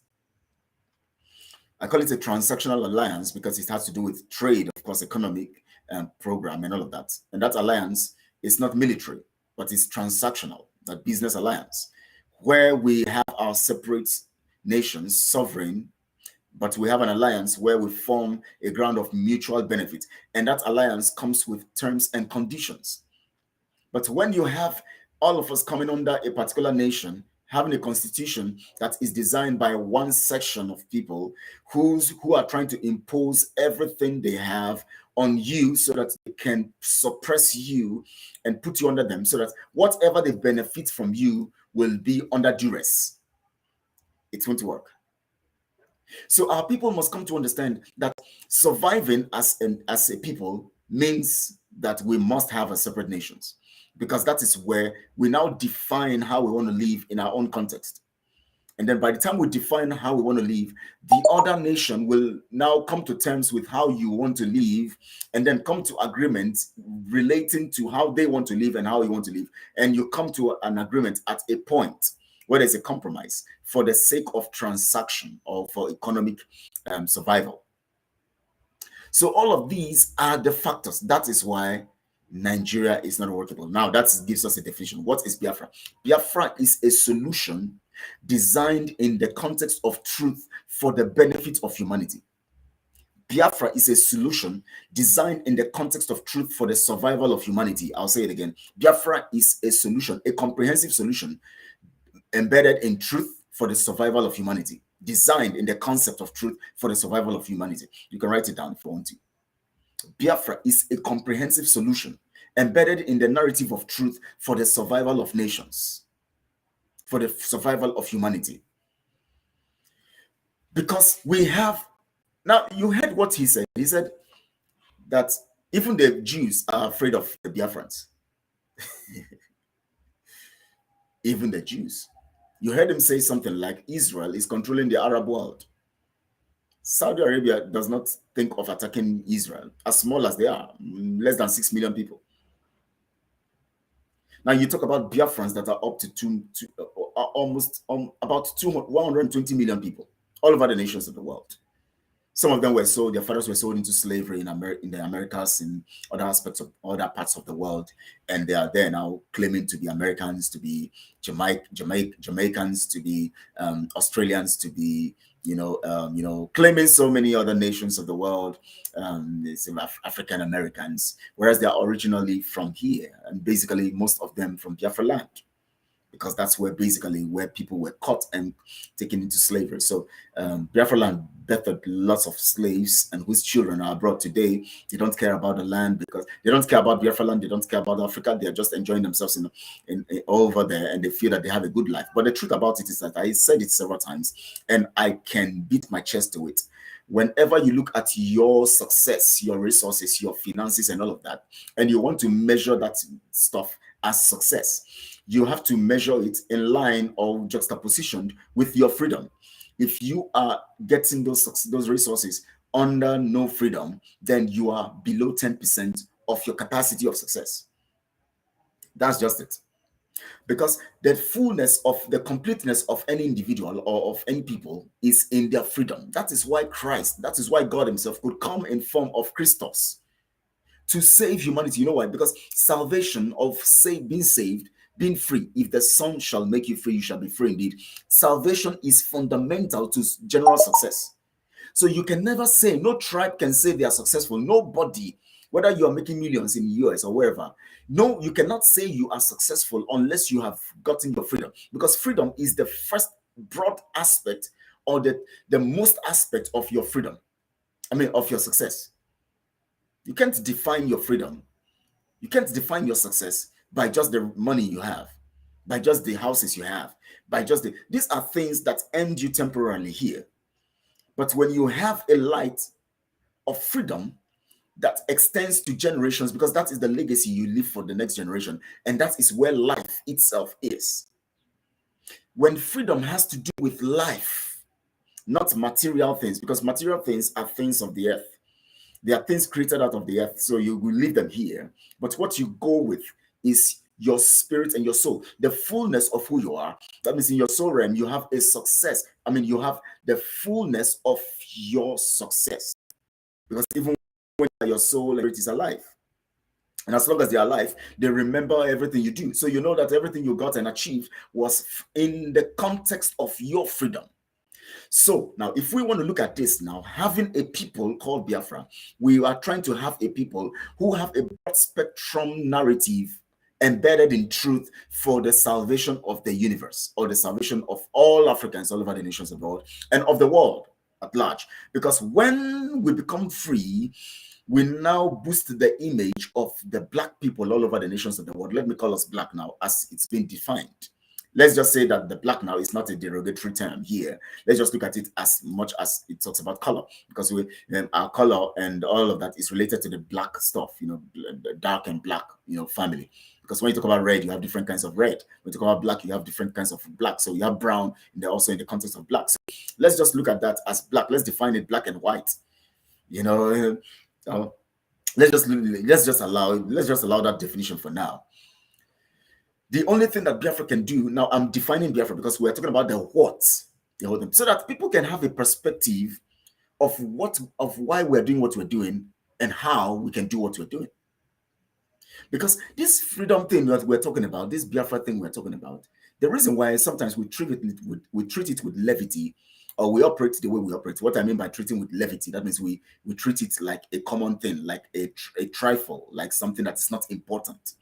We treat it with levity because we don't understand the value of what we are chasing. Now, from the mouth of this man, he gave us now the definition of whom a Biafran is, or an Igbo man. He related the fundamental or the core values of an Igbo man, what you have, what you carry inside of you. In fact, from what he has said, some people who are even Igbos or Biafrans don't even know they have this. They don't know. They just say that we Biafrans are intelligent. That's all. Biafrans are industrious. That's all. But they don't understand the depth of how these things are and how they are spelled out in the camp of the enemies, or spelled out in the camp of the rivals.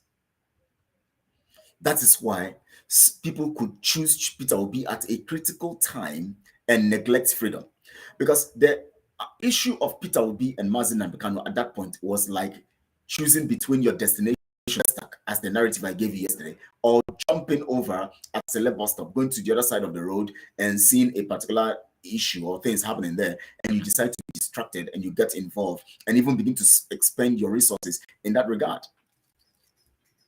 It's just like somebody who is going to his home, returning from work and going to his home, driving home. His wife is at home, his children are at home, they're waiting for him to bring money to cook food and all of that to eat, and maybe there was no money, and so he just had to go and then get cash. He couldn't operate his ATM, he couldn't operate anything.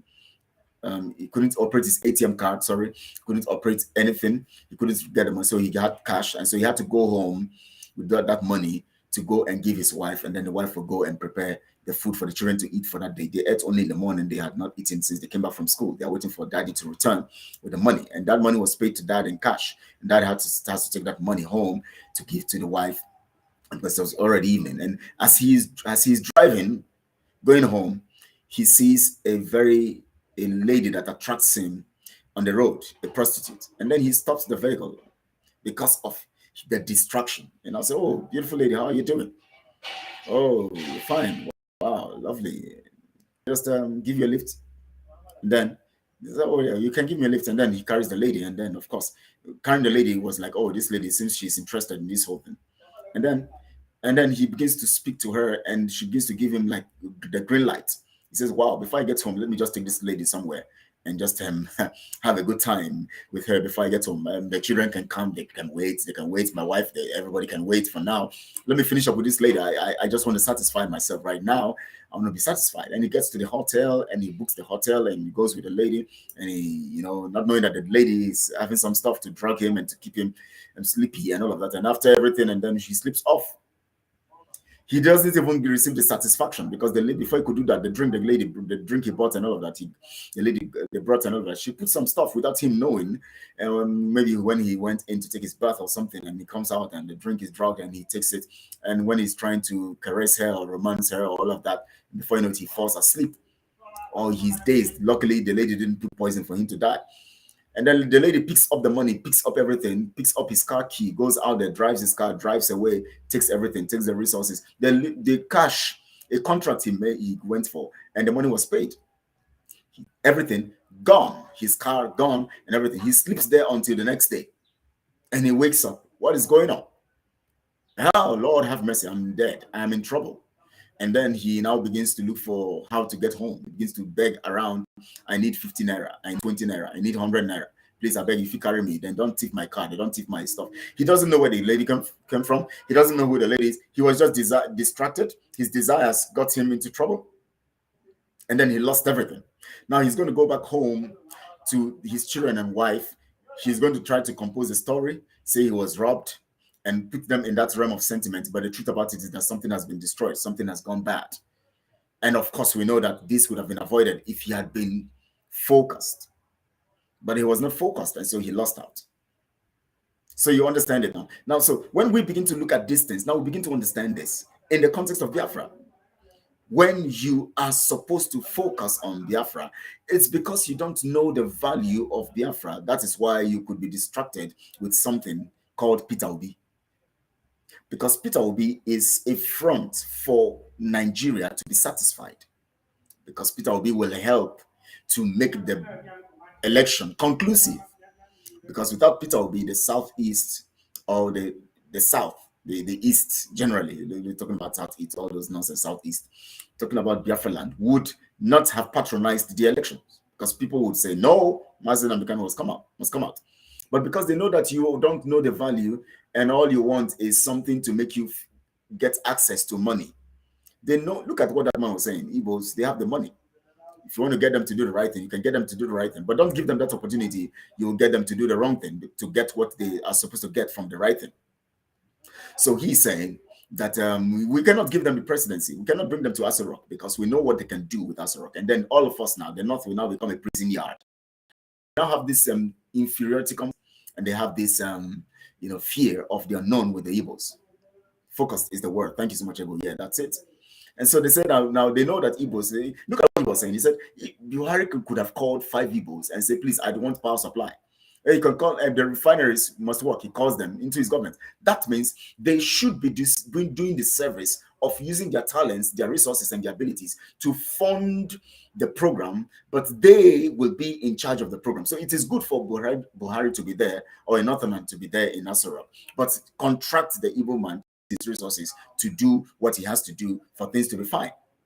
But in that same order also, they feel that even contracting them to do that, the leverage to take over that power. So they will not even want to contract them to do the right thing, so that they will continue to be in that situation and not coming close to power. And not coming too close to power, we keep them where they are and keep them frustrated, and Nigeria will remain the same. That is why Nigeria can never in this world come to fullness of other nations, become a world power, become successful, become anything. It can never be. It will get worse. Yeah, his reward for not knowing how to zip up his trousers. Distraction. Focus. This is the problem we have right now. So we must understand that this is what Nigeria represents. Now, look at the other side now. You will now understand what Biafra represents. We're talking about Biafra. The what is what we are discussing today. The what. The what. They have so much information about you, so many information about you. They know present. They know what you are. They know how you are. They know who you are. But you don't know yourself. You don't know how to sustain.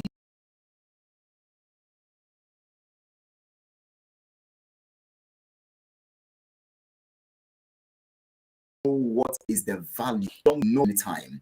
You don't know how valuable you are. You don't know what is the priority as at a particular time.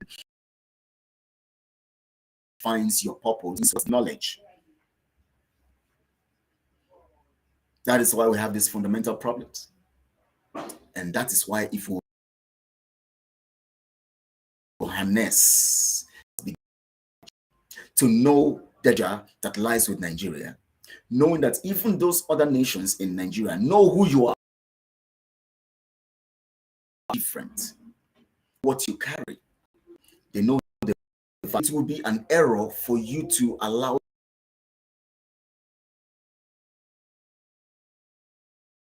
the Nigeria. You see, it will be a fundamental error. That means you don't even know who you are in the first place. For those of you working with Simon, you don't know who you are. Those of you working with the DOS members, you don't know who you are. You know why? Because if you know who you are, you will quickly identify lies. And when you identify lies, naturally you have an immune system. It's just like when, now let me give you this narrative to close this broadcast. You know that your red blood cells and white blood cells have their function in your body, their functions. The cells in your body have their functions. You have millions of cells in your body. Now, every one of them there are meant to protect you. Whenever you have a foreign body, let me call it a body, or foreign cell or foreign organism get into your body, like bacteria or whatever, a mosquito bites you now and injects bacteria into you. Do you know that your body functions, the white blood cells and all of that, go into action? They begin to fight that bacteria. At once, they begin to fight.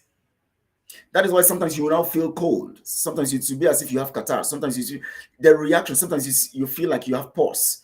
Some break down, they are fighting. In fact, when you break down, they are fighting more. And that's why the doctors will tell you to eat more, take more liquid when you're sick. Take something healthy. They give you something, give you some stuff to help. It's not the injection they gave you that fought it. The injection was only to boost your white blood cells and all of that to make sure that it fights this disease. That is why when AIDS, the virus, gets into your body, those things replicate very quickly. And so before you know, they overwhelm your body cells. That is why people die quickly, because your body cells now begin to become so weak that even ordinary cough, they cannot even stop that bacteria causing you to cough. Ordinary catarrh, they cannot. Ordinary, all this common headache, the kind of stuff. So those things now will now become overwhelm your body and kill you. If you don't identify all these lies and all these evils, you would be overwhelmed and you would become quickly destroyed.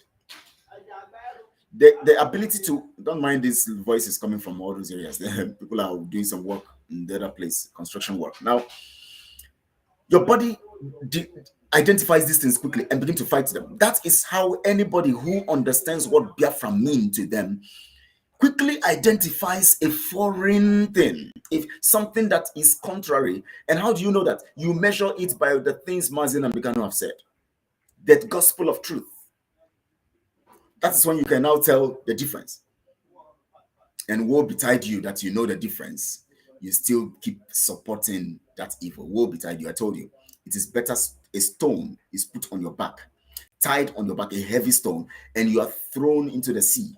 Of course, you can swim. How can you swim? Heavy stone on your back, a large rock on your back, and tied around, on your back, and then you are thrown into the sea. You're gone down. You're going to go to the ground. 4,000 feet down. You're going to go down. Also, woe betide you that you know the truth and you are sponsoring lies, you are supporting lies. You are not gaining directly from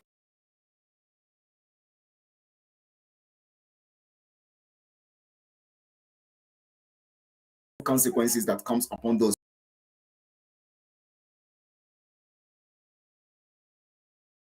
supporting them, stealing from you. I'll end this broadcast here today, and tomorrow we're going to continue in this narrative, because I don't want the voice that's coming from the background, because there's a particular work going, construction just by this building I am in right now, construction work going on. And our people in Africa, they always talk anyhow. They don't know how to talk. They are working in construction work and they have just been noisy. The energy is living. Thank you so much, all. I appreciate you guys. Please share this broadcast on all your social media platforms, and please also like this page and like this broadcast, and also share on all your social media platforms. Also, if you have not subscribed to this channel, please subscribe to it. Get more people to come to this, because we need to spread this truth to the people all around, for people to know what is happening, for people to be part of what is happening, for people to embrace what is happening. We need to spread this truth all around, for people to know what is happening, for people to embrace what is happening, for people to support what is happening, for people to be part of what is happening, for people to identify what is with what is happening, for people to love what is happening, for people to understand what is happening, for people to embrace what is happening, and for people to work with what this information to get what we want to get together, and so that we can get our freedom. I appreciate you guys. I thank you all. I love you all. God bless you real good. Thank you. Enjoy the rest of the day.